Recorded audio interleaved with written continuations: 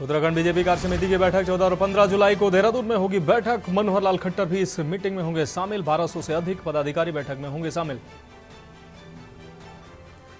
Love जिहाद मामले को लेकर हिंदुवादी संगठनों ने जमकर किया हंगामा। बाजार में जुलूस निकालकर की नारेबाजी। हिंदुवादी संगठनों ने एक वकील के घर की तोड़फोड़। कोटद्वार में 4 महीने से लंबित पड़े 36 आरक्षण मामले को लेकर आंदोलन। यूकेडी नेता ने मामले को लेकर जताया रोष। आंदोलन के बाद फूंका पुतला। बारिश में जौलीग्रांट से हेलीकॉप्टर यात्रा पर लगी रोक। बद्रीनाथ और केदारनाथ की हेलीकॉप्टर यात्रा पर रोक। 15 सितंबर तक बंद रहेगी हेलीकॉप्टर सेवा। रुड़की रूट की 15 ट्रेन रहेंगी निरस्त। 3 जुलाई तक 15 ट्रेनें रहेंगी निरस्त। रेलवे विभाग ने ट्रेन संचालन पर लगाई रोक। स्टेशन पर यार्ड रिमॉडलिंग का चल रहा है काम। और उत्तराखंड में मानसून ने दी 10 तक। देहरादून बागेश्वर में बारिश का येलो अलर्ट। बारिश के चलते मैदानी इलाकों के तापमान में कमी। आप देख रहे हैं के न्यूज, खबरों का सारथी। नमस्कार, उत्तराखंड की खबरों में आपका स्वागत है। मैं हूं मनोज मानस। इस बीच बड़ी खबर सामने आ रही है। इस वक्त की अहम खबर आपको बता दें, फाइनल मुकाबले में भारत ने टॉस जीता है। इस वक्त की अहम खबर, भारत और साउथ अफ्रीका के बीच ये महामुकाबला होने वाला है। कुछ ही देर में ये मुकाबला होगा। भारत ने टॉस जीता है। फाइनल मुकाबले में भारत ने टॉस जीता है। आपको बता दें कि इस मुकाबले में टॉस जो है वो महत्वपूर्ण भूमिका निभाएगा, ऐसा जानकारों का मानना है। ऐसे में भारत ने टॉस जीता है। अब पूरा हिंदुस्तान बेसब्री से उस पल का इंतजार कर रहा है जब भारत कप जीत कर आएगा। वर्ल्ड कप का आज फाइनल मुकाबला भारत और दक्षिण अफ्रीका के बीच, और इस मुकाबले में पहली जीत जो है वो टॉस की, वो भारत ने जीत ली है। तो फाइनल मुकाबले में भारत ने टॉस जीता है। आपको बता दें, साउथ अफ्रीका के खिलाफ आज महामुकाबला है। फाइनल में दोनों टीमें भिड़ेंगी। और हमारे संवाददाता विशाल पंडित ज्यादा जानकारी के लिए हमारे साथ जुड़ गए हैं। विशाल, भारत ने टॉस जीता है। इस मुकाबले में टॉस महत्वपूर्ण भूमिका अदा करेगा, ऐसा जानकारों का मानना है। क्या कहेंगे? देखिए, बिल्कुल मनोज, अगर बात करें हम जिस तरीके से कि इस पूरे मैच के लिए टॉस इसलिए महत्वपूर्ण माना जा रहा था क्योंकि जब हम बात करते हैं मौसम की, यहाँ पर आपको बारिश देखने को मिल सकती है। रिजर्व डे में मैच भी जा सकता है, तो आपके पास एक टारगेट देने का जो प्लस पॉइंट होगा। और देखिए, दक्षिण अफ्रीका की जो बैट्समैन है, इनका बिल्कुल भी जो मनोबल है ये चेस करते समय कहीं ना कहीं संघर्ष में आ जाता है। अब देखिए, जैसे टीम की बात हो रही थी कि टीम में कुछ बदलाव होगा, बिल्कुल बदलाव नहीं हुआ। सेम टीम के साथ उतरे हुए हैं। 4 स्पिनर की जगह 3 ही स्पिनर हैं। तो एक वही टीम के साथ उतरे हैं और किसी टीम से ये नहीं है कि आप पहले बैटिंग या पहले बॉलिंग, क्योंकि फाइनल है। और फाइनल में अगर आप एक अच्छा टारगेट दे देते हैं सामने वाली टीम को, क्योंकि एक बड़ा टारगेट फाइनल में चेस करना अफ्रीका जैसी टीम के लिए, तो मुझे लगता है संघर्ष होगा। क्योंकि अफ्रीका अभी तक बड़े फाइनल्स में कभी एंट्री करी नहीं है। 30 साल में पहला फाइनल है। तो मुझे लगता है उनके लिए एक बड़ा प्रेशर होने वाला है ये पूरा मैच अफ्रीका के लिए, चाहे वो पहले बॉलिंग कर रहे हो चाहे पहले बैटिंग करते। तो विशाल, क्या लगता है, भारतीय टीम अब बल्लेबाजी पहले चुनेगी या गेंदबाजी? देखिए, बल्लेबाजी उन्होंने चुन ली है। बल्लेबाजी कर रहे हैं भारतीय, वही मैं कह रहा हूँ, भारत पहले बल्लेबाजी करेगा। और भारत ने जिस तरीके से, देखिए, उनकी पावर ही यही है। भारतीय टीम हमेशा से अपनी बैटिंग को प्लस मांग के चलता है और गेंदबाजी बहुत अच्छी हो रही है। हर्षदीप बुमराह सबको हम लोग देख रहे हैं किस तरीके से अच्छी बॉलिंग कर रहा है। स्पिनर्स अच्छे फॉर्म में है। तो आज देखना होगा, विराट कोहली, शिवम दुबे, हार्दिक पांड्या, इन तीनों के बल्ले से रन आए नहीं। उनमें से हार्दिक पांड्या ने खूब रन बना लिए हैं पिछले 3 मैचों में, लेकिन आज भी शिवम दुबे, ऋषभ पंत और विराट कोहली। अब देखना होगा इस पूरे टॉप ऑर्डर में किस तरीके से ये परफॉर्म करते हो। कितना बड़ा टोटल जो हमें लग रहा है, मुझे लगता है 190-195 के बीच का टोटल होने वाला है। क्योंकि जिस तरीके से भारतीय टीम का बैटिंग लाइनअप है, अगर सारे बैट्समैन नंबर 4 तक अगर बैटिंग जाती है भारतीय टीम की, तो ये 4 परफॉर्म करते हैं तो 190 प्लस स्कोर बहुत आसानी से बन जाएगा। निश्चित रूप से विशाल, इस तमाम जानकारी को साझा करने के लिए आपका बहुत शुक्रिया। तो आपको बता दें कि इस महामुकाबले में अब इंतजार है। भारत ने बल्लेबाजी चुनी है। टॉस जीतकर भारतीय टीम ने बल्लेबाजी चुनी है और भारतीय टीम निश्चित रूप से बड़ा स्कोर दक्षिण अफ्रीका के सामने देना चाहेगी, ताकि जो आज का ये मुकाबला है, दक्षिण अफ्रीका भी पूरी तैयारी में है। दोनों जो टीमें हैं ये अपने सभी मुकाबले जीत कर आई हैं। दोनों टीमों ने कोई भी मैच नहीं हारा है और अब यह मुकाबला देखने लायक होगा। और अब रुक करते हैं खबरों का। हरिद्वार से अहम खबर सामने आ रही, जहां बारिश में सड़कें जलमग्न हुई हैं। लोगों के घरों में घुसा है पानी। बारिश के पानी से लोगों को अब दिक्कतों का सामना करना पड़ रहा है। बारिश से लोगों का नुकसान हुआ है। नदी में पानी आने से खड़ी कारें बही हैं। खड़ी कारें बही हैं, लोगों की कारों के बहने का वीडियो भी कैमरे में कैद हुआ है। आपको बता दें, गंगा में कारों को तैरता देखा गया है, ऐसी तस्वीरें भी सामने आई हैं। ये तस्वीर आप देख सकते हैं किस तरीके से गंगा में ये कार डूबने के बाद अब तैरती नजर आ रही है। तो बारिश के बाद अब उत्तराखंड में बाढ़ के हालात अब बनने की स्थिति आ गई है। लोगों के घरों में पानी भर गया है, लोग परेशान हैं। आपको बता दें, पहली ही बारिश है और ये नजारा देखने को मिल रहा है। लोगों को काफी दिक्कतों का सामना करना पड़ रहा है। कई गाड़ियों को जल बहाव ने अपनी धारा में समेटकर गंगा नदी में ये गाड़ियां समा गई हैं। तस्वीरें साफ तौर से आप देख पा रहे हैं, खिलौने की तरह कार गंगा में समा गई। तो हरिद्वार से ये तस्वीरें आपको दिखा रहे हैं। हरिद्वार में सड़कें जलमग्न हुई हैं। पहली ही बारिश में हरिद्वार की सड़कें लबालब नजर आ रही हैं।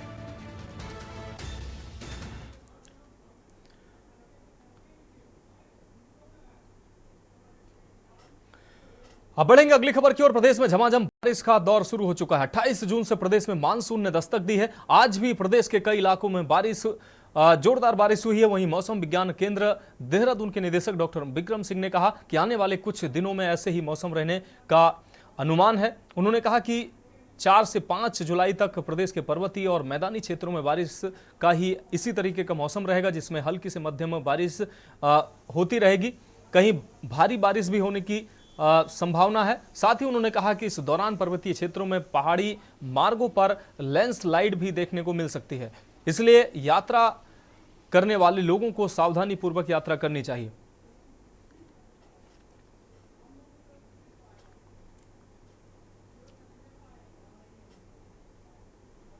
नमस्कार, मैं विक्रम सिंह, निदेशक मौसम केंद्र देहरादून से। उत्तराखंड के लिए मौसम की बात करें, आज 29 तारीख है जून की, और देख रहे हैं प्रदेश में ठीक ठाक एक्टिविटी मिल रही है। कहीं कहीं पर भारी वर्षा भी मिल जा रही है। और आगे बात करें, आज है 29 तारीख, तो आज भी अनेक जगहों तक में जो बारिश है वो रहेगी। और इसी तरह 30 तारीख से अगर देख रहे हैं तो जो बारिश में वो वृद्धि होगी। तो उसमें 30 से लेके और अगले 3-4 तारीख तक भी अगर देख रहे हैं, 5 तारीख तक भी, तो अच्छी बारिश पूरे प्रदेश में ही रहने वाली है। ज़्यादातर जगहों में हल्की से मध्यम है। और इसके साथ साथ भारी से बहुत भारी वर्षा भी जो है हिल्स में खासकर, और जो हमारे मैदानी क्षेत्रों से लगे डिस्ट्रिक्ट उसमें जो है, या एका दुक्का जगहों में प्लेन्स में भी वो भारी वर्षा देखने को मिलने वाली है। या बहुत भारी वर्षा जो है, जो मिड हिल वाले डिस्ट्रिक्ट हमारे प्लेन से लगे हुए डिस्ट्रिक्ट हैं, या अंदर के भी जो जैसे बागेश्वर, पिथौरागढ़ है, तो इनमें वेरी हैवी रेंस जो है आप देखेंगे 30 से लेके 4-5 तारीख तक दिन में बीच बीच में वो मिलती रहेंगी। और अब बात करते हैं अगली खबर का। प्रदेश में मानसून का आगाज हो चुका है, जिसको देखते हुए आज विकास नगर विधायक मुन्ना सिंह चौहान ने संबंधित विभागों के साथ बैठक कर तमाम विभागों की मानसून को लेकर चर्चा की है। आपको बता दें, नगर पालिका, तहसील प्रशासन, पुलिस, वन विभाग, सिंचाई, पीडब्ल्यूडी विभाग, जल संस्थान और बिजली विभाग सहित अन्य कई विभागीय अधिकारियों ने आपदा और मानसून के चलते पैदा होने वाली अन्य समस्याओं पर चर्चा की और चर्चा करते हुए उनके निराकरण की भी बात कही। साथ ही आपदा जैसी आपात स्थिति में हर समय उपलब्ध रहने और जनता को राहत देने के दावे भी किए गए। इस दौरान क्षेत्रीय विधायक मुन्ना सिंह चौहान द्वारा तमाम विभागों को आवश्यक दिशा निर्देश भी दिए गए। साथ ही मानसून के दौरान पैदा होने वाली समस्याओं और आपदा जैसी स्थिति से निपटने के लिए एक हेल्पलाइन नंबर भी जारी किया गया।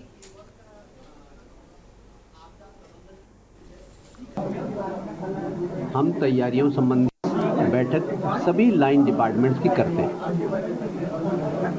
बिजली, पानी, जल निकासी, सड़कों का, बिजली आपूर्ति का, साफ सफाई का, शहर में ग्रामीण क्षेत्रों में नालियों वगैरह की सफाई, जो फ्लड प्रोन एरियाज़ हैं वहाँ पे क्या क्या उपाय उठाए जा सकते हैं, क्या क्या किया जा सकता है। जहाँ पहले कोई नदियों से लैंडस्लाइड की घटनाएं हुई है, उसकी मैपिंग करके हमारे पास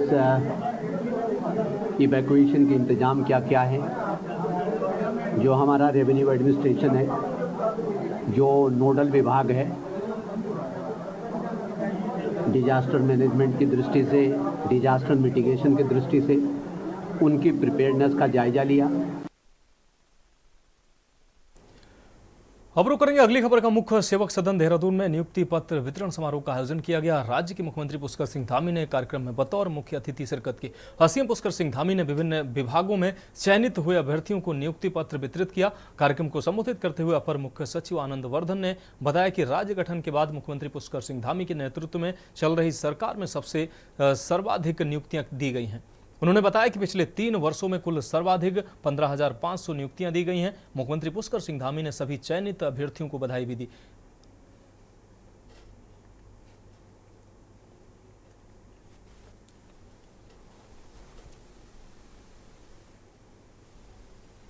देखिए, माननीय मुख्यमंत्री जी का मैं आभार व्यक्त करता हूं, जो लगातार कैसे हमारे लोगों को रोज़गार मिल सके और कितना जल्दी और कितना तरीके से उनको मिल सके, तो उसके लिए मैं माननीय मुख्यमंत्री जी का आभार व्यक्त कर रहा हूँ।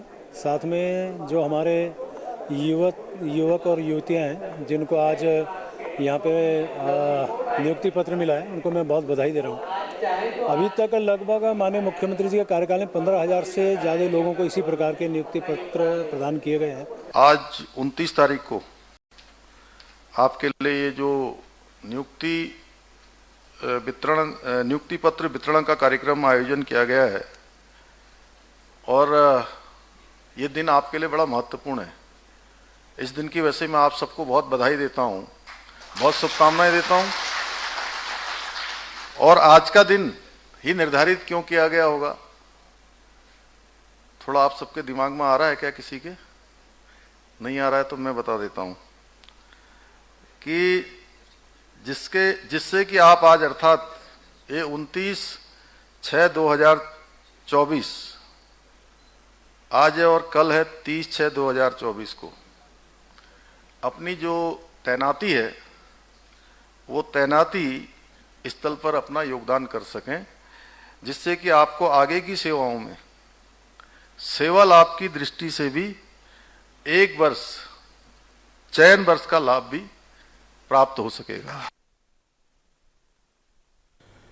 अब बढ़ेंगे अगली खबर की ओर। खबर लक्सर से है, जहां आपको बता दें सोलानी नदी में मोहम्मदपुर बुजुर्ग गांव के निकट रेलवे पुल के नीचे रेलवे विभाग द्वारा पत्थरों की पैचिंग लगाए जाने के मामले में जिलाधिकारी हरिद्वार द्वारा गठित की गई टीम ने मौके पर पहुंचकर पैचिंग का निरीक्षण किया। साथ ही पैचिंग से तटबंध को होने वाले नुकसान को लेकर टीम ने आपस में एक दूसरे से अपने सुझाव भी साझा किए। पिछले वर्ष मोहम्मदपुर बुजुर्ग गांव के निकट सैलानी नदी पर बना तटबंध टूट गया था, जिसकी वजह से लक्सर कस्बे में 40 से अधिक गांव में बाढ़ आई थी।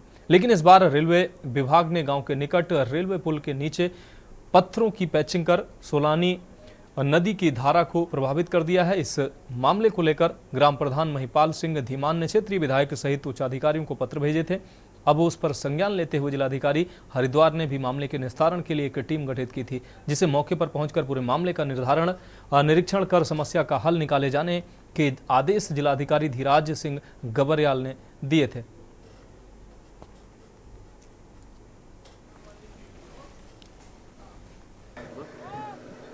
डीएम साहब ने इसमें एक कमेटी का गठन किया है और मौके पे कमेटी के सभी सदस्य मौजूद थे और सबका अपना अपना व्यू रहेगा। अभी जाके हम लोग सभी लोग तहसील में जा रहे हैं, उसके बाद एक रिपोर्ट बना के आज ही हम उस रिपोर्ट को प्रेषित करेंगे। तो कमेटी का तो ये है, और इसके अलावा जो मौके पे जो डिसाइड हुआ है कि जो पैचिंग का काम है फर्स्ट बार हुआ है, इस तरह की एक धारणा लोगों ने पाली हुई थी, लेकिन मौके पे ही बहुत सारे गांव के लोग भी थे जिन्होंने ये बताया कि ये पैचिंग का काम हर साल होता है और चूँकि पानी का जब फ्लो ज़्यादा रहता है तो डायरेक्ट जो हमारे पुल बने हुए हैं, रेलवे के पुल बने हैं, उस पर पानी हिट ना करके ये पैचिंग का काम हुआ है तो उसको वो स्लो कर देता है। प्रशासन भी है, मैं भी साथ में हूँ, ग्राम प्रधान भी साथ में है, सभी लोग मिलकर इसका हल निकालना चाह रहे हैं। हम फोटो खिंचवाने बिल्कुल नहीं आए, सब लोग 12-1 बज रहा है, धूम में है, ये चाहते हैं कि जनता की भलाई के लिए काम हो। जो आपदा पिछली बार आई थी वो शहर में और गाँव में ना आए, कोई जनहानि ना हो, इसका प्रयास है।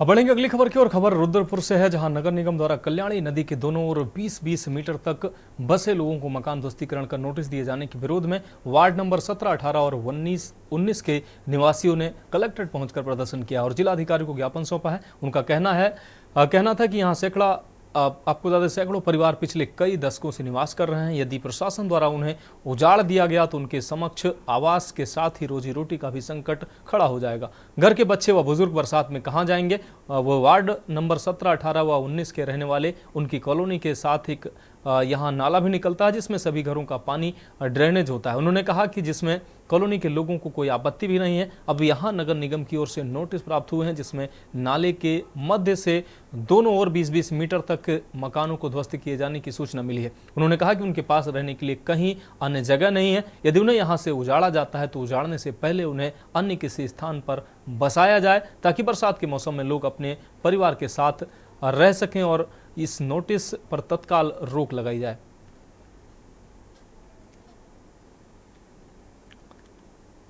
आप सभी लोग जानते हैं कि कल्याणी एक नदी, ये बहुत पुरानी नदी है और इस शहर की एक तरह से जीवन वाहिका है। उस नदी पर के भीतर तक लोगों ने स्ट्रक्चर बना दिए, घेर लिए। जब नदी पानी बरसता है तो सारा पानी जो बॉटलनेक बना दिए हैं जगह जगह रुक जाता है, तो पीछे की पूरी आबादी में पानी फैलता है, तो जनता और जनप्रतिनिधि परेशान होते हैं। फिर ये कहते हैं कि साहब नाव की व्यवस्था कराई जाए, हम लोगों को शिफ्ट किया जाए, मुआवजा दिया जाए। और जो लोग नदी की तलहटी में बढ़ते चले जा रहे हैं, अगर इनको चेक नहीं किया जाएगा तो ये तो शहर के लिए भी खराब है और लोगों के लिए भी खराब है। अब रुक रही है अगली खबर का। आम आदमी पार्टी के राष्ट्रीय संयोजक और दिल्ली के मुख्यमंत्री अरविंद केजरीवाल को केंद्र की भाजपा सरकार द्वारा ईडी और सीबीआई जैसी सरकारी एजेंसी का दुरुपयोग करके उनकी गिरफ्तारी के खिलाफ देहरादून के गांधी पार्क के बाहर आम आदमी पार्टी के नेताओं और कार्यकर्ताओं ने धरना प्रदर्शन करते हुए केंद्र सरकार के खिलाफ जमकर नारेबाजी की। वहीं प्रदेश उपाध्यक्ष विशाल चौधरी ने बताया कि आज आम आदमी पार्टी राष्ट्रव्यापी भाजपा सरकार के खिलाफ विरोध प्रदर्शन कर रही है। जिस प्रकार से दिल्ली में शराब घोटाला हुआ है और उसमें न्यायपालिका ने अरविंद केजरीवाल को निर्दोष करार दिया है, उसके पश्चात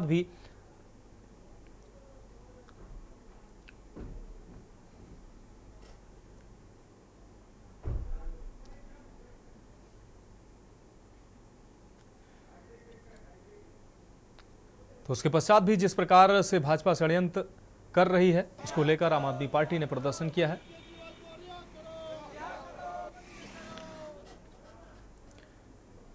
तो आम आदमी पार्टी के राष्ट्रीय संयोजक और दिल्ली के मुख्यमंत्री अरविंद केजरीवाल को केंद्र की भाजपा सरकार द्वारा ईडी और सीबीआई जैसी सरकारी एजेंसी का दुरुपयोग करके उनके खिलाफ आपको बता दें उनकी गिरफ्तारी के खिलाफ देहरादून के गांधी पार्क के बाहर आम आदमी पार्टी के नेताओं और कार्यकर्ताओं ने धरना प्रदर्शन करते हुए केंद्र सरकार के खिलाफ जमकर नारेबाजी की है। वहीं प्रदेश उपाध्यक्ष विशाल चौधरी ने बताया कि आम आदमी पार्टी द्वारा राष्ट्रव्यापी भाजपा के खिलाफ विरोध प्रदर्शन किया जा रहा है। जिस प्रकार से दिल्ली में शराब घोटाला हुआ है और उसमें न्यायपालिका ने अरविंद केजरीवाल को निर्दोष करार दिया है, उसके पश्चात भी जिस प्रकार से भाजपा षड्यंत्र करते दिख रही है, यह उसकी हताशा और निराशा है।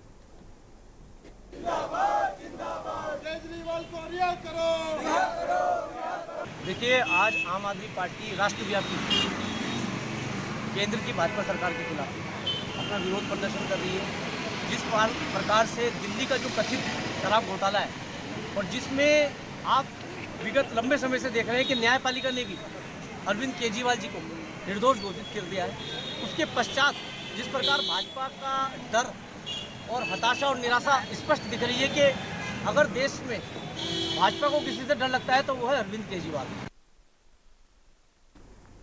अब रुक रही है अगली खबर का। देहरादून के पटेल नगर थाना क्षेत्र में युवती की आत्महत्या मामले का पुलिस ने खुलासा किया है। आपको बता दें दरअसल इसमें युवती की मां ने अपने प्रेमी के संग मिलकर युवती की दुपट्टे से गला घोंटकर हत्या की थी और उसके शव को पंखे से लटका दिया। इस बात को लेकर देहरादून के एसपी सिटी प्रमोद कुमार ने कहा कि जब युवती के शव की जांच की गई तो उसमें पुलिस को हत्या का शक हुआ। साथ ही उन्होंने कहा कि छानबीन में पता चला है कि मृतका की मां के उनके पड़ोसी के साथ सालों से अवैध संबंध थे और जब मृतका ने अपनी मां से इस संबंध में पिता को बताने के लिए बोला तो मां ने दुपट्टे से उसका गला घोंट के मार डाला और उस शव को पंखे से लटकाकर आत्महत्या का रूप देने का प्रयास किया। देखिए, ये परसों प्रातः जो हमारा चौकी बाजार है थाना पटेल नगर के, वहाँ पे इंफॉर्मेशन प्राप्त हुई थी कि किसी घर में किसी युवती के द्वारा जो है फांसी लगाकर आत्महत्या कर ली गई है। इस सूचना पर पुलिस जो है मौके पर पहुंची थी और मौका मुआयना किया गया था। तो वहां पर एक जो है डेड बॉडी पुलिस को मिली और जब जानकारी की गई तो परिजनों के द्वारा ये बताया गया कि इस लड़की ने पंखे से लटककर और चुन्नी लगाकर जो है आत्महत्या कर ली है।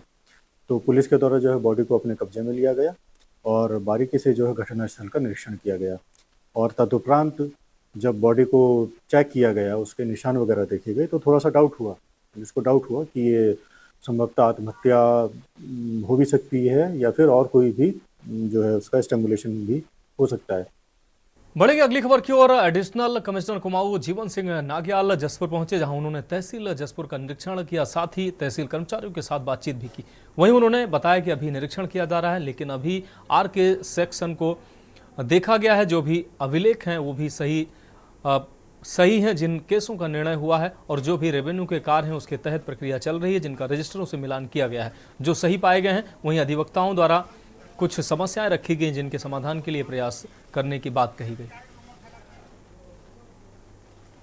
इसमें अभी आर के सेक्शन को देखा है, लेकिन वहाँ पर जो भी अभी तक जो कार्रवाइयाँ जो मैं देख रहा हूँ अभी तक तो ठीक है, और जो भी केसेस का निर्णय हुआ है उनको जो है अमल दरामद करने की भी कार्रवाइयाँ जो है, जो मेन जो है रेवेन्यू की कार्य हैं उसके तहत जो है वो प्रक्रिया चल रही है।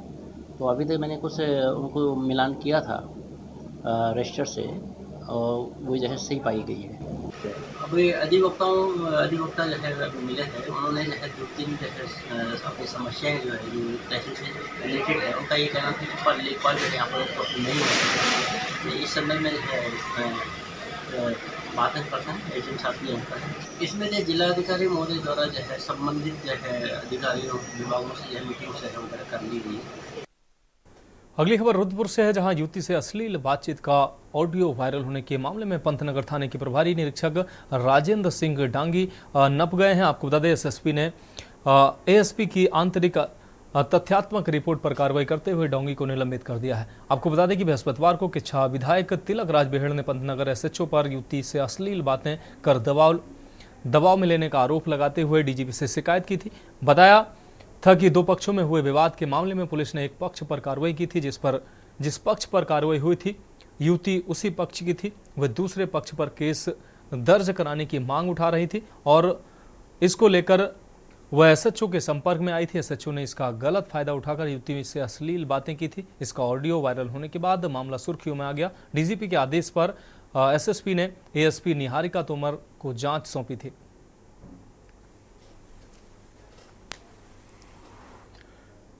बढ़ेंगे अगली खबर की ओर। नैनीताल नगर पालिका क्षेत्र का डिजिटल नक्शा बनाने के लिए नैनीताल में जियो मैपिंग का कार्य शुरू हो गया है। आपको बता दें जियो मैपिंग का कार्य दिल्ली की प्राइवेट संस्था रेंकोटेक प्राइवेट लिमिटेड को दिया गया है, जिसने नैनीताल में प्रारंभिक काम शुरू भी कर दिया है। जानकारी देते हुए पालिका अध्यक्ष एनके गोस्वामी ने बताया कि क्षेत्र में अब तक करीब 6000 व्यावसायिक और घरेलू भवन चिन्हित किए गए हैं, जिनका आंकड़ा वर्तमान में नगर पालिका के पास मौजूद है, जिनसे नगर पालिका टैक्स भी लेती है। शहर में कई वर्षों से भवनों के निर्माण हो रहे हैं, जिनकी जानकारी नगर पालिका के पास नहीं है, जिसे देखते हुए जियो मैपिंग करवाई जा रही है ताकि नगर पालिका के पास घरेलू और व्यावसायिक भवनों का सटीक डाटा मिल सके।